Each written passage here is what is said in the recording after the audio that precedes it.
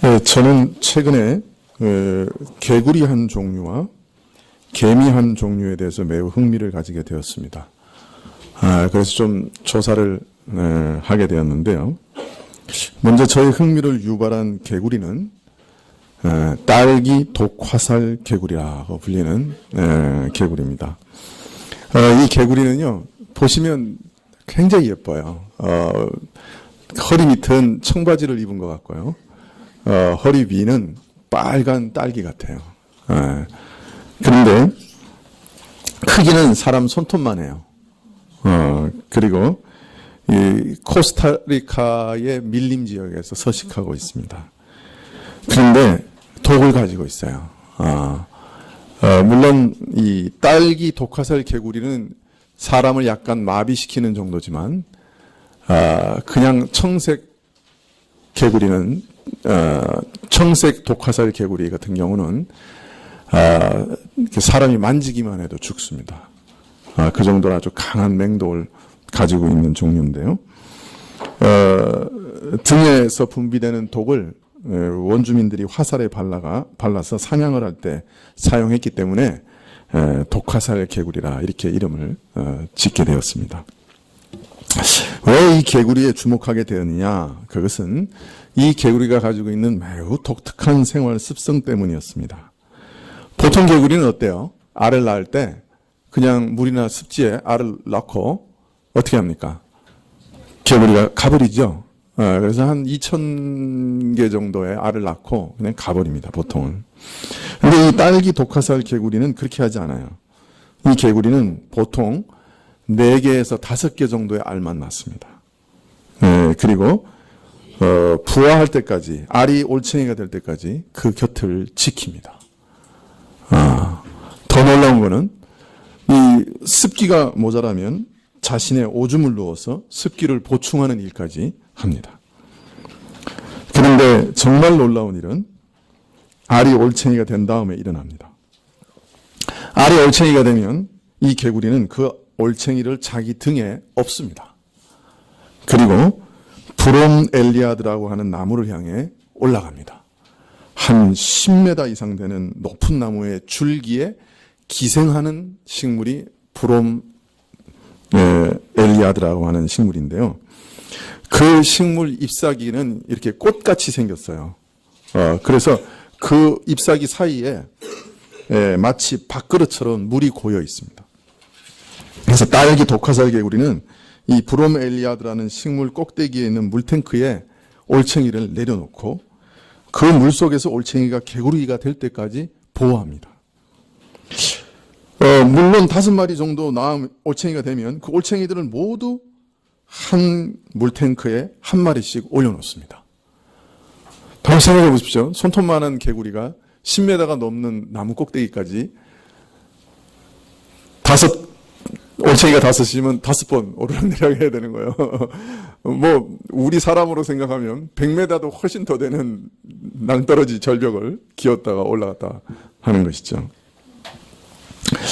근데 이 나무 꼭대기에는 올챙이가 먹을 게 없어요. 그죠? 그럼 뭘 먹이겠습니까? 정말 놀라운 것은요. 계속 놀라죠?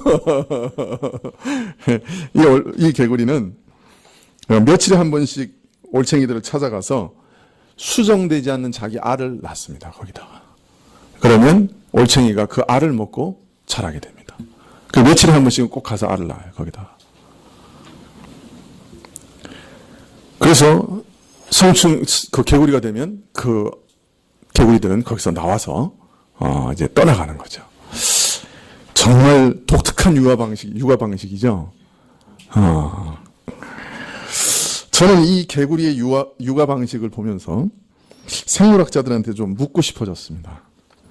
이런 육아 방식이 정말 오랜 진화와 선택 안에서 개구리에게 습득될 수 있는 것인가?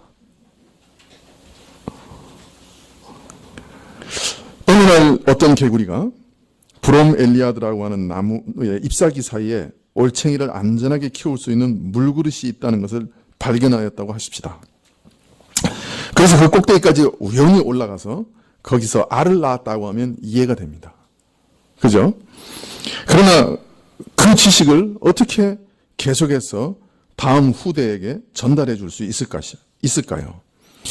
그걸 전달해 줬다고 하는 것도 신비죠. 만일 그렇게 됐다면 새끼 코끼리에게 물이 있는 장소를 알려주는 어미 코끼리처럼 훈련과 지식 전달 과정이 가능할 정도의 지능이 있는 것도 아닌데, 물에 알을 부화하면 그냥 버리고 살아가는 것이 일반 개구리인데, 그래서 어미와 올챙이 사이에게는 어떤 지식 전달도 가능하지 않고 그냥 본능에 이끌려 살아가는 것이 개구리인데, 나무 위에 안전한 곳에 부화하는 정도만도 오랜 선택의 과정에서 그렇게 하는 이상한 놈들만 살아났다고 해도 기적인데, 그죠?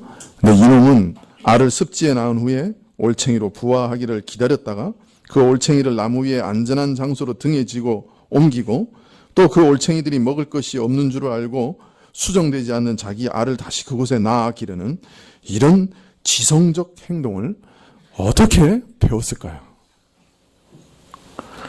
그리고 그것을 어떻게 다음 세대에 그 지성적 행동을 전달할 수 있었을까요? 저는 아무리 생각해도 이런 지성적 행동은 지성을 가지신 하나님께서 이 개구리의 본성에 프로그램처럼 심어두시지 않았다면 이런 일은 불가능하다, 그렇게 생각이 듭니다.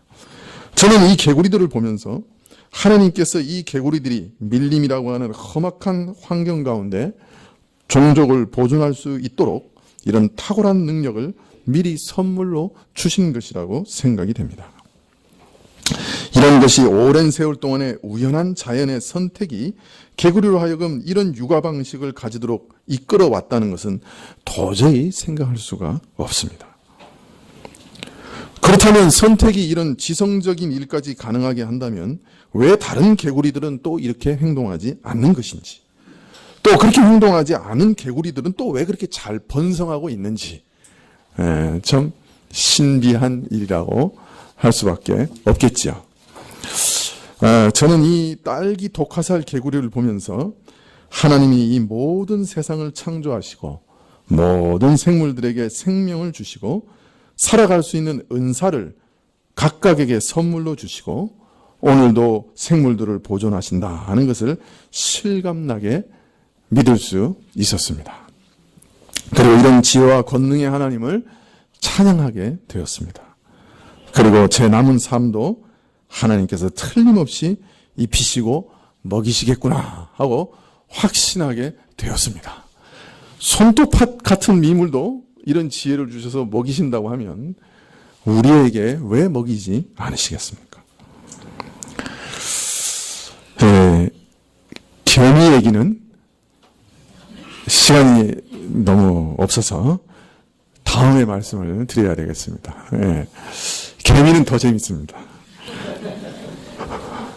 자, 그런데 이렇게 개구리 하나만 봐도 하나님은 살아계시고 모든 생명에게 살아가는 방식을 알려주시는 것을 우리가 알 수 있는데, 가장 뛰어난 지성을 가진 많은 생물학자들은 이런 일을 보면서 모성애가 특히 강하다, 오랜 세월 동안 선택과 진화에 의해 우연히 이런 일이 가능하다, 이러면서 억지로 씁니다. 하나님이 살아계신 증거를 자신들의 두 눈으로 보고 있으면서도, 또 그런 일들을 자신들이 연구해서 밝혀냈으면서도 하나님이 살아계심을 믿지는 못합니다. 눈으로 보고도 못 믿어요. 자, 오늘 말씀을 보면 이런 사람들이 또 있었다는 것을 볼 수가 있습니다. 눈으로 보고도 못 믿는 사람들. 누굽니까? 오늘 말씀을 보니까 대제사장들과 장로들이 보낸 파수꾼들, 그리고 이 파수꾼들의 보고를 받은 대제사장들과 장로들. 이 사람들은 눈으로 봐도 못 믿는 사람들이에요. 마태복음 28장 2절 이하에 보면 큰 지진이 나며 주의 천사가 하늘로서 내려와 돌을 굴려내고 그 위에 앉았는데 그 형상이 번개 같고 그 옷은 눈같이 희근을 수직하던 자들이 저를 무서워하여 떨며 죽은 사람과 같이 되었더라. 예수님께서 부활하신 사실은 주를 불신하고 대적하는 자들에게 제일 먼저 직접적으로 알려졌습니다. 그들 눈앞에 천사가 내려와서 그냥 이를 벌려버렸어요. 그죠? 그리고 돌을 치웠어요. 빈 무덤을 보였어요. 사람이 치운 게 아니에요. 하늘에서 직접 내려온 천사를 본 거예요. 가장 확실한 증거로 저들의 입을 막아버리신 거예요. 이 사람들은 이런 일을 경험한 후에 자기들을 보내어 무덤을 지키게 한 제사장들을 빨리 찾아갔습니다. 그리고 지금 막 보고 들은 일을 다 고하였죠. 파수꾼들로부터 직접 눈으로 보고 경험한 일을 전해들은 대제사장들은 자기 외에도 장로들을 불러서 함께 이 일을 의논했습니다. 이 일을 어떻게 할꼬? 이 군병들의 보고를 어떻게 처리할꼬? 그리고 결론을 내렸습니다. 군병들에게 많은 돈을 주면서 시키되 너희는 말하기를 그의 제자들이 밤에 와서 우리가 잘 때 그를 도적질하여 갔다고 하라. 이렇게 시켰습니다. 돈으로 사람을 매수해서 진리와 사실을 거짓으로 바꾸는 일은 지금이나 이전이나 늘 있었던 일이니까 별로 놀랍지도 않죠. 그러나 교회의 수장이, 요새 말하면 목사 중에 목사, 그죠?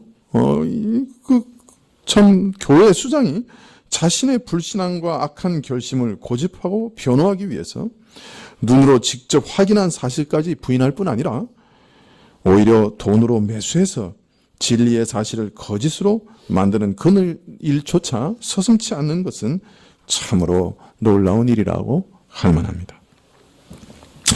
사실 인간의 악이라고 하는 것은 이렇게 독합니다. 정말 독하죠. 요새 어떤 그 사이트에 들어가서 보니까 어떤 사람이 댓글을 달았어요. 우리는 전부 악마다. 그렇게 댓글을 달았어요. 그랬더니 그 옆에 있는 사람이 그래, 우리 속에는 정말 악마적인 본성이 있지. 그랬더니 그 다음에 하는 말이, 어떤 사람이 또 댓글을 달았어요. 그럼 우리는 악마 숭배자냐? 맨 마지막이 참 어이가 없더라고요.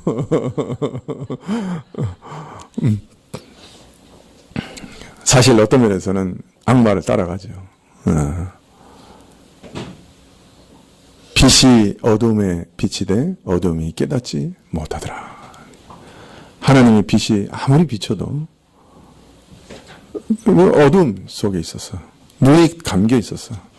빛이 아무리 비춰도 못 보는 거예요.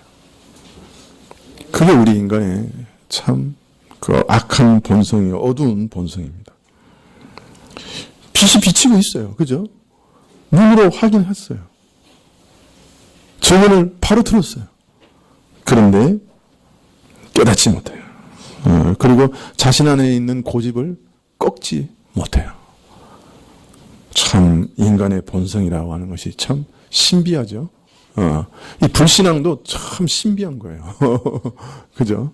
참 신비한 거예요. 신앙은 더 신비하지만 불신앙도 이거 참 신비한 거예요. 뻔한 사실인데 뒤엎으려 하고 가리려 하고 부인하려고 하는 것이에요. 그래서 오늘도 이 땅에서는 거짓 누명을 쓰고 억울함에 몸부림치는 사람들이 수도 없이 많은 거예요. 군병들을 매수해서 거짓 소문을 퍼뜨리라고 시키면서 또 안심시키되 일면 만일 총독의 귀에 들어가게 되면 우리가 무마할 터이니 염려하지 말라고 말합니다. 당시 군병들은 자신이 지키는 것을 잃게 되면 목숨으로 그것을 대신하게 되어 있었습니다. 만일 그들이 지키던 예수님의 시체를 제자들에게 탈취당했다고 한다면 저들은 목숨을 내어놓아야 했던 것이에요. 그러나 저들은 거짓을 말하는 대가로 저들의 목숨까지 보장해 주겠다고는 약속을 받아낸 것이죠. 이런 약속을 받고 돈에 매수된 파수꾼들이 나가서 거짓 소문을 퍼뜨리되 오랫동안 유대인 사이에 이 거짓 소문이 널리 퍼지게 되었다. 그렇게 말씀하고 있습니다. 오늘날도 그렇게 생각하는 사람들도 있죠. 자, 그러나 한번 생각해 보십시다. 예수님께서 십자가에서 죽으실 때도 참 다 겁먹고 도망하고 부인하던, 저주하면서 부인했던 제자들이 밤에 몰래 어떻게 와서 제자들이 예수님의 시체를 훔쳐간 다음에 갑자기 사람들 앞에 나와서 예수님께서 부활하셨다고 목숨을 걸고 담대하게 3,000명, 5,000명 앞에서 외치기 시작했어요. 양심의 어떤 가책도 받지 않고. 여러분, 만약 이랬다면 이건 또 인간 심리학상의 최고의 기적일 겁니다. 그죠?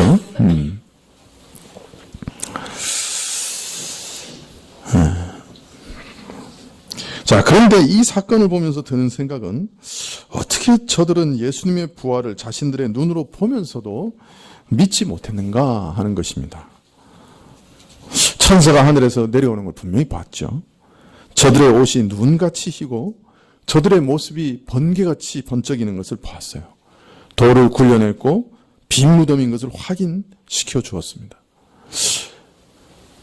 저들은 이 기적 속에서 너무나 두렵고 너무 놀라서 마치 죽은 것 같이 떨었다고, 마치 죽은 것 같이 되었다고 그렇게 분명히 얘기하고 있어요. 분명히 경험한 거예요. 그죠? 그리고 너무 놀라고 두려워서 죽은 것 같이 되었어요. 어쩌면 천사들이 여인들에게 예수님이 부활하신 사실을 말씀하시는 것을 들었을지도 몰라요. 그런데 이들은 어떻게 예수님의 부활을 믿지 못하고 돈 몇 푼에 팔려서 거짓 증언을 이렇게 할 수 있는가? 이러한 사실 속에서 우리가 예수님께 우리 영혼을 온전히 의탁하여 예수님을 우리 구주로 믿는 것이나 예수님의 부활을 믿는 것이 눈으로 사실을 확인하는 것만으로 되는 것이 아니다 하는 것을 깨닫게 되는 것입니다. 우리는 사실 눈으로 보고 만져봐야 믿을 수 있는 성질을 가지고 있는 사람들이에요. 안 보면 잘 못 믿죠. 그죠? 그럼 뭘 얘기하면 내가 봤냐? 이제 이러죠, 우리가. 제가 그런 거 참 많이 봅니다. 제가 이제 교회에서 이렇게 목사님들끼리도 이제 재판하는 일이 있어요. 이렇게 또 목사하고 성도들 사이에도 이렇게 재판하는 일이 있어요. 그래가지고 이제 재판석에 앉아서 이제 양쪽 얘기를 듣는데요. 참 재밌어요. 한쪽에서 이렇게 막 얘기하잖아요. 그러면 저쪽 사람은 완전히 죽일 놈이에요, 진짜. 인간도 아니요. 그런 다음에 저쪽 얘기를 딱 듣잖아요. 그럼 이쪽 사람은 사람도 아니야. 근데 이제 이 교회 재판은 참 어려운 것이 이게 검사가 돼서 수사를 할 수가 없어요. 양쪽 말만 듣고 결정을 해야 되니까 참 어렵습니다. 네, 그래서 제가 속으로 진짜 그 일이 일어난 현장에 있어도 각기 자기가 보고 싶은 것만 보고 듣고 싶은 것만 듣기 때문에 그 일이 일어난 사실을 정말 무엇이 일어났는지를 발견하는 것은 정말 어렵겠다. 그런 생각이 들더라고요. 와서 자기 편의 생각만 하는 거예요. 그거 말하는 거예요. 저쪽은 자기 편의 생각만 얘기해서 또 말하는 거예요. 증인의 세워도 비슷해요. 양쪽에서 각 사람을 지지하는 증인들을 불러가지고 세워서 얘기를 듣잖아요. 그러면 정말 그렇게 다르게 나와요. 같은 사건을 보는데도 그래요. 정말 솔로몬의 지혜가 필요한 것을 많이 느낄 때가 있습니다.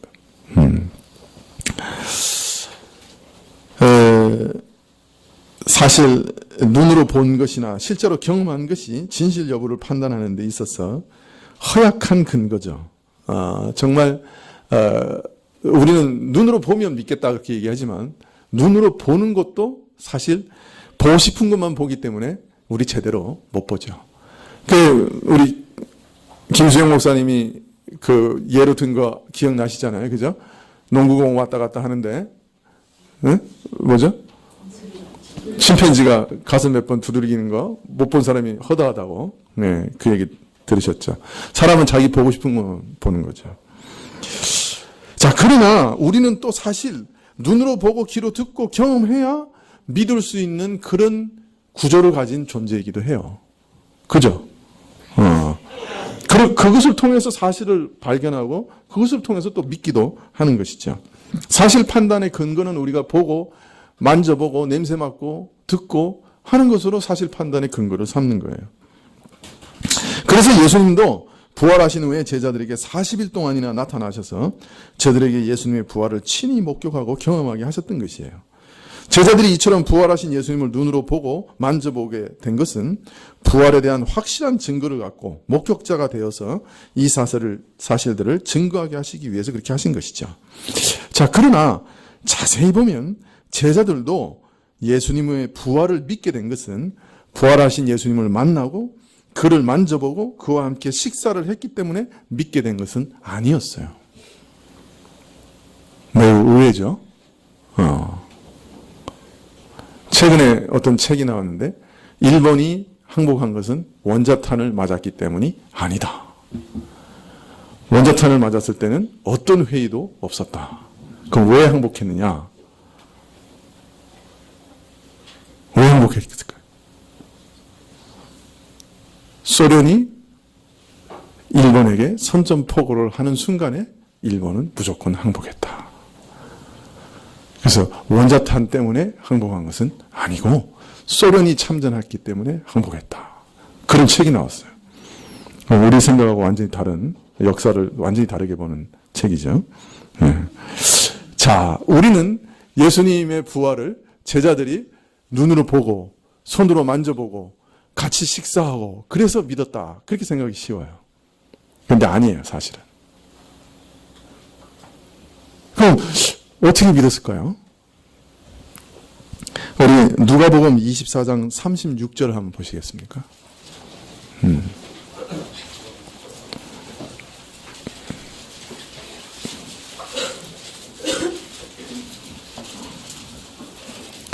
네.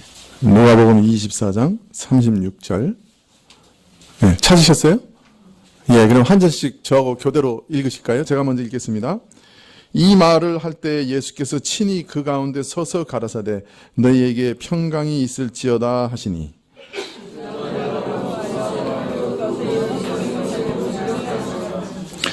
예수께서 가라사대 어찌하여 두려워하며 어찌하여 마음에 의심이 일어나느냐.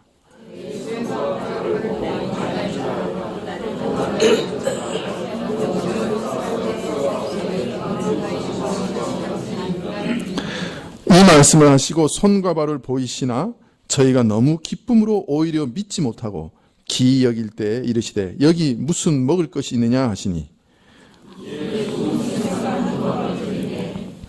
받으사 그 앞에서 잡수시더라.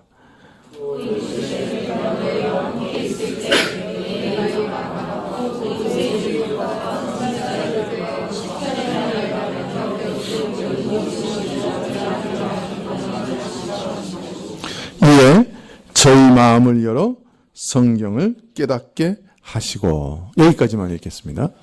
자, 이 장면은요, 예수님께서 11제자가 모여있는 곳에 최초로 나타나신 장면이에요. 그런데 예수님께서 나타나셔서 이렇게 보이시니까 제자들은 어떻게 생각했어요? 예수님이 부활했다고 생각했어요? 아니요. 예수님이 죽은 다음에 그 영이 나타났다. 그렇게 생각한 거예요. 그래서 예수님이 부활한 것을 믿지 못했어요.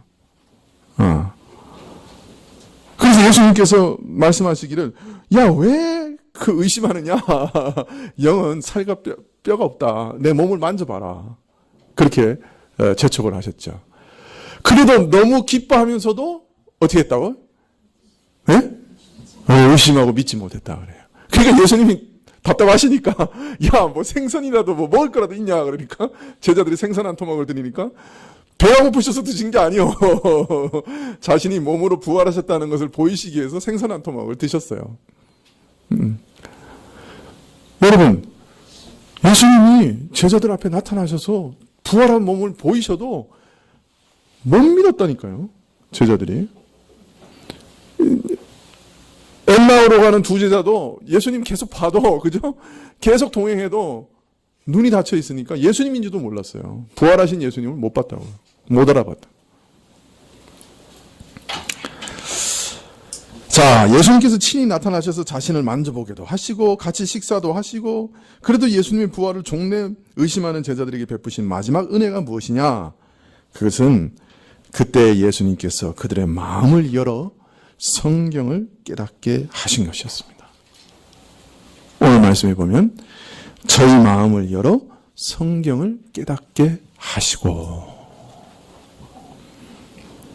여러분, 우리 마음을 여시지 않으면, 즉 우리 마음 안에 있는 영적인 영혼의 눈을 여시지 않으면 부활하신 예수님도 못 봐요, 사실은.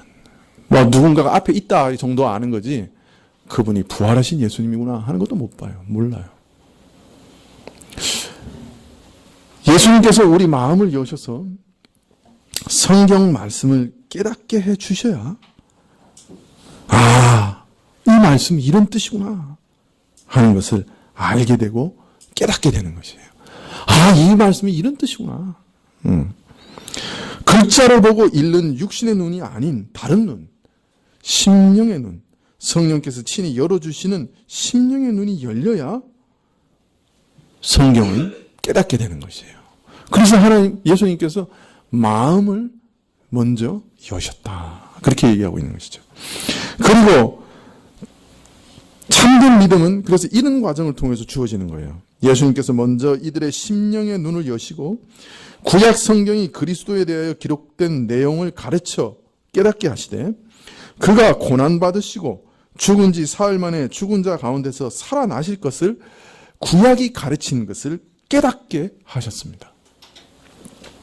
그리고 제자들은 예수님께서 저들의 마음을 열어 성경의 증언을 믿게 하시자 비로소 예수님의 부활을 분명히 깨닫고 믿게 된 것이에요. 자, 그러니까 예수님의 부활을 믿게 되기 위해서는 두 가지 과정이 필요한데 첫 번째는 뭐예요? 성령께서 우리 마음을 여시는 과정이 필요해요. 두 번째는요, 성령께서 말씀을 깨닫게 하시는 과정이 필요한 거예요. 그래야 예수님이 누구신지를 알고 예수님께 내 영혼을 맡길 수 있고 예수님의 부활을 믿을 수가 있는 거예요. 예수님께서 십자가에서 나를 위해 죽으신 것을 내가 믿을 수가 있게 되는 거예요. 다시금 말씀드리지만 이 사건들 가운데 한 가지 사실을 우리는 분명히 알 수 있습니다. 근본적으로 예수님을 나의 구주로 믿고 그리스도께서 부활하신 것을 믿는 이 믿음은 우리 육신의 경험 차원을 넘어서는 것이다 하는 것을 아셔야 합니다. 역으로 반드시 모든 사람이 부활하신 예수님을 육적 감각으로 직접 경험하여야 그 눈으로 보고 귀로 듣고 만져봐야 그리스도를 믿을 수 있는 것은 또 아닙니다. 아니, 참된 믿음은 육안으로 보고 손으로 만져본다고 생기는 것이 아닌 것이에요. 예수님 당시에 이스라엘 중에는 예수님의 기적을 본 자들이 참으로 많았습니다. 경험한 사람도 많았습니다.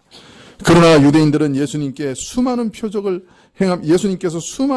행하시면서 그가 하나님의 아들 그리스도이심을 계속 증거해 보이셨어도 저들은 또 다른 표적을 구하고 더 큰 표적을 구할 뿐이지 그 표적을 깨닫고 믿지는 못했습니다. 불신자들은 걸핏하면 좀 보여달라 그럽니다. 그러면 믿겠다고 그럽니다. 그러나 사실 아무리 눈으로 보아도 믿지 못합니다. 이스라엘 백성들은 하늘에서 하나님께서 사람의 음성으로 십계명을 선포하는 그 음성을 듣고 하나님께서 시내산에 구름기둥과 불기둥으로 임재하시는 것을 눈으로 보았으면서도 광야에서 40년 동안 하나님을 계속 반역하고 불신앙했습니다.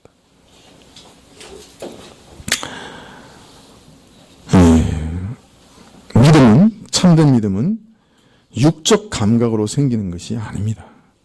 믿기 위해서는 눈으로 보는 것 이상의 것이 필요한 것이죠.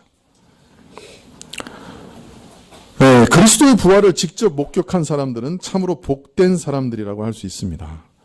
그 당시 그 자리에 없었던 우리에게는 아무리 바라고 사모해도 경험할 수 없는 일입니다. 그 시대에 산 사람이라고 해도 누구나 경험한 것도 아닙니다. 이런 경험은 하나님께서 특별한 목적을 위해 선택하신 특별한 사람들에게 허락하신 은혜임이 분명합니다. 베드로는 이런 사실을 알리시되 사도행전 10장 40절부터 41절에 하나님이 사흘 만에 다시 살리사 나타내시되 누구를? 예수님을 나타내시되 모든 백성에게 하신 것이 아니요 오직 미리 택하신 증인 곧 죽은 자 가운데서 일어나신 후 모시고 음식을 먹은 우리에게 하신 것이다. 즉 부활을 직접 목격한 증인으로서 모든 사람에게 그 사실을 증거하게 하실 목적으로 몇몇 사람들에게 이런 은혜를 베푸셨다. 그렇게 말씀합니다. 이와 같이 부활을 직접 목격한 사람들은 남다른 은혜를 입은 것이 사실입니다마는 그러나 그 그리스도의 부활을 믿는 그 일에 있어서만큼은 오늘 우리보다 그들이 더 유리한 위치에 있었다고 할 수는 없습니다. 역으로 주의 부활을 직접 눈으로 보지 못하였다고 해서 부활을 직접 목격한 그 복된 사람들보다 조금도 불리하거나 뒤지지 않습니다. 믿음은 눈으로 본다고 해서 저절로 생기는 것도 아니요 오직 하나님의 말씀과 이 말씀과 함께 역사하는 성령으로 말미암아 생기는 것이기 때문입니다. 그러므로 눈으로 보는 것보다 확실한 진리의 말씀을 통하여 역사하시는 성령의 증거는 예나 지금이나 다름없이 우리에게 주어지고 있는 것입니다.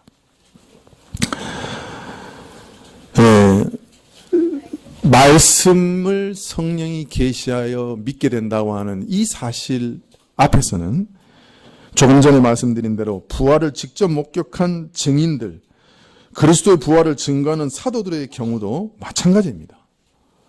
빈 무덤을 확인하고 부활하신 예수님을 만나는 등 부활의 확실한 증거를 보고서도 믿지 못하고 의심했던 저들이 부활의 깊은 의미를 깨닫고 믿게 된 것은 성령께서 저들의 마음을 열어주시고 말씀을 계시해 주실 때 가능했던 것이에요.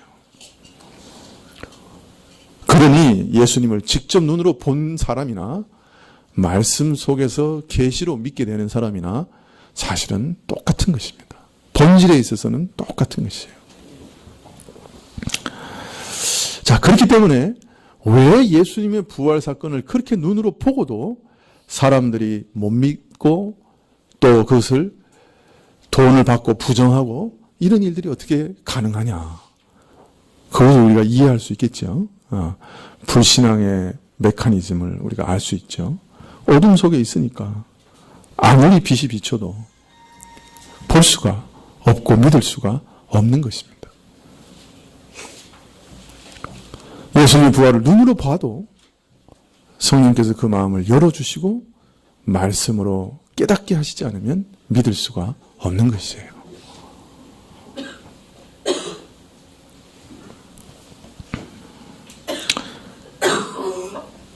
그러므로 성령께서 성경을 풀어 계시하는 것이 우리가 직접 보고 듣는 그 어떤 것보다 더 확실한 증거가 됩니다.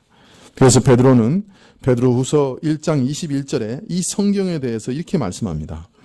이 성경은 바로 하나님의 말씀이요 이것은 사람의 뜻으로 낸 것이 아니라 오직 성령의 감동하심을 입은 사람들이 하나님께 받아 말한 것이다. 이렇게 밝히고 있습니다. 그래서 개혁주의자들은 하나님의 말씀에 대해서 말하기를 하나님의 말씀이야말로 눈으로 보고 귀로 듣고 몸으로 체험하는 것보다 더 확실하다. 하나님의 말씀이야말로 참된 현실이다. 내가 발 딛고 살아가는 이 땅과 이 세계보다 더 참된 실체다. 성경이야말로 진리성을 보증할 수 있는 유일한 궁극적 진리다. 이렇게 선포하고 또 이렇게 참으로 믿었던 것이에요. 발 디디고 눈으로 경험하고 있는 이 세상보다 성경 말씀이 더 현실이라고 개혁주의자들은 믿었습니다.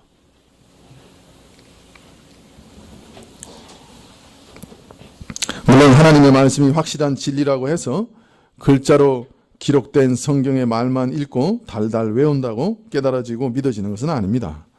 선지자들을 감동하여 이 말씀을 알리신 성령께서 이 말씀을 듣는 우리 마음을 여시고 깨닫게 하셔야 믿게 되는 것이죠.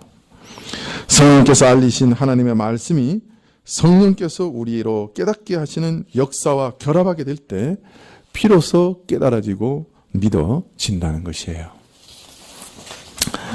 여러분, 그래서 말씀을 들을 때마다 우리가 기대해야 될 게 있습니다.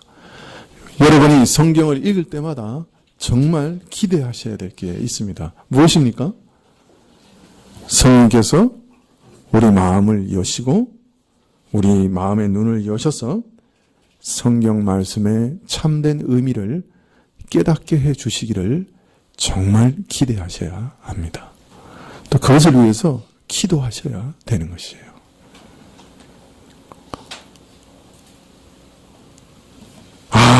하나님께서 성경에 이렇게 이 글을 이렇게 쓰신 거는 이런 것을 말씀하시기 위해서 이렇게 쓰신 거구나.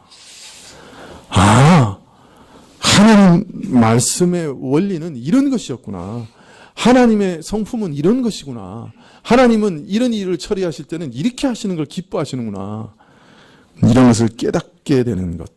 그런 깨달음이 내 마음에 주어짐으로 기쁨과 감사함으로 충만하게 되는 것.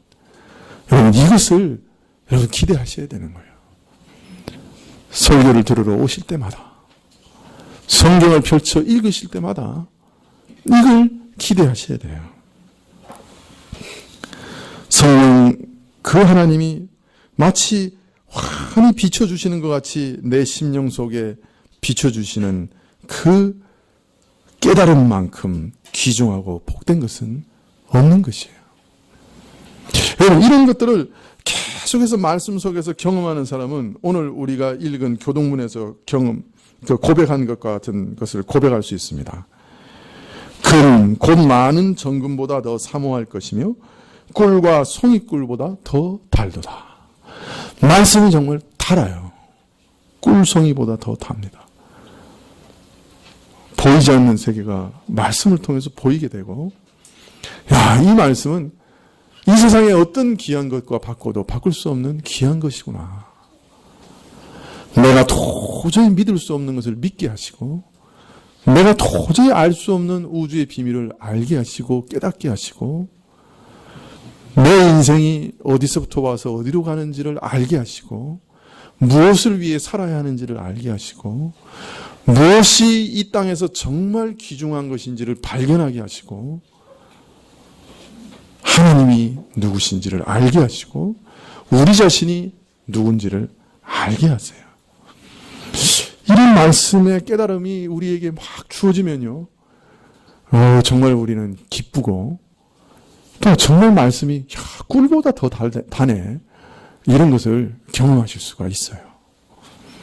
네, 물론 저도 늘 그렇게 경험하는 건 아니어서 참 답답합니다만은 제 인생에 분명 말씀이 꿀보다 더 다네, 이런 것을 저도 동의한 적이 있었습니다.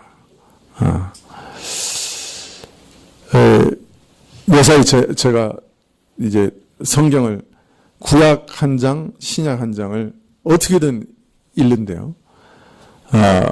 시간을 정해놓고 읽으려고 하니까 안 돼요, 잘. 그래서 무조건 하루에 꼭 한 번 읽는다. 그러면 잠자기 전에 만일 안 읽었으면 꼭 읽고 자고, 아침이라도 시간이 있으면 또 읽게 되고 그러는데요.